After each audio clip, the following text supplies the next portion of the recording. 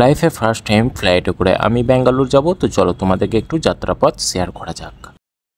First মর্নিংয়ে টোটো করে বেরিয়ে পড়লাম এবং চলে এলাম আমাদের বাজার। দেন ডিরেক্ট চলে এলাম মানকড় রেলওয়ে স্টেশন। হ্যাঁ, মানকড় রেলওয়ে স্টেশন, তার কারণ হচ্ছে মানকড় থেকেই সুপার গাড়ি এক্সপ্রেস পাওয়া যাবে, যেটা আমাদের বর্ধমানে দাঁড়ায় না ট্রেনটা। তো ডিরেক্ট চলে এলাম হাওড়া স্টেশন। হাওড়া স্টেশনে এসে কিছু খাবার দাবার খেয়ে হলুদ কালার একটা ট্যাক্সি নিয়ে সকালের কলকাতাকে দেখতে দেখতে একটু হাওড়া ব্রিজ দেখতে দেখতে ডিরেক্ট চলে এলাম কলকাতা দমদম এয়ারপোর্টে। আর কলকাতা দমদম এয়ারপোর্টে এসেই যেন মনে হলো একটু শান্তি ফিরে পেলাম। তার কারণ হচ্ছে এখানে তো পুরোটা এসি, তো এসির হওয়ার কারণে একটু যেন মনে হলো শান্তি পেলাম। তো যাই হোক, দেন লাগেজ ফ্যাগেজ নিয়ে একটু হাঁটাচলা করলাম। দেন একটু ওয়েট করছিলাম, একটু না প্রায় 3 ঘন্টা মতো ওয়েট করতে হয়েছিল। আর তারপরে একটা খেয়ে নিলাম আপেল খাওয়ার পর আবারও আমাদের ফ্লাইটের টাইম চলে এলো। ফ্লাইটের টাইম ছিল প্রায় বিকাল 4:35, আর সাড়ে 3টা থেকে আমাদের গেট পাস হয়েছিল। আর এই যে দাঁড়িয়ে আছে রেড কালার একটা ফ্লাইট, এটাতেই আজকে আমরা যাব।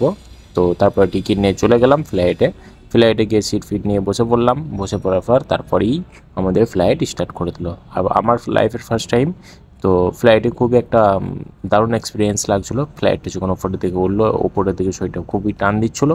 তারপরে ফ্লাইটে এই যে চা বিক্রেতা চলে এসছে, এখন 150 টাকা করে চা খেতে হবে বলছে, কিন্তু আমরা খাইনি, যেহেতু কেয়ার করবো, গরিব মানুষ। তারপরে পাক্কা 2 ঘন্টার মধ্যে চলে এলাম আমরা ব্যাঙ্গালুরুতে। আর দেখছো ফ্লাইটটা কি জোরে স্পিডে নামছে। অবশ্যই আমি এটা ফার্স্ট মোশন করে দিয়েছিলাম। যাই হোক, দেন ফ্লাইট থেকে নেমে পড়লাম, আর এই ছিল আমাদের ফ্লাইটটা। দেন তারপরে বাসে উঠে পড়লাম। বাসে উঠে পড়ে ডিরেক্ট চলে এলাম ফ্লাইটের স্টেশনে। সরি, এটা স্টেশন হবে না, এয়ারপোর্ট। যাই হোক, বলা ভুলে গেছিলো। তারপরে ফ্লাইট স্টেশন থেকে আবার চলো, যাই হোক, তারপরে এয়ারপোর্ট থেকে একটা গাড়ি ধরে ডিরেক্ট চলে গেলাম আমরা আমাদের বাসার রুমে। যাই হোক, দেন রাস্তায় খিদে পেয়েছিলো, তাই ভাবলাম একটু খেয়ে নিই। তো একটা মিষ্টির দোকানে এসে এই খাবার দেখছিলাম, এগুলো কী খাবার ছিল আমি নিজেও জানি না।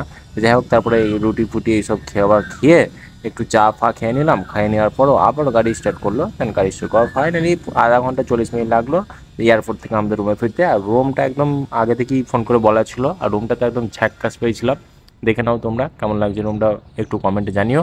তো ফাইনালি রুমে চলে এলাম। চলো, এরপর আমরা রেস্ট নেবো, ফ্রেশ হবো, লাঞ্চ ডিনার করবো। চলো, বাই বাই, দেখা হবে নেক্সট ব্লগে।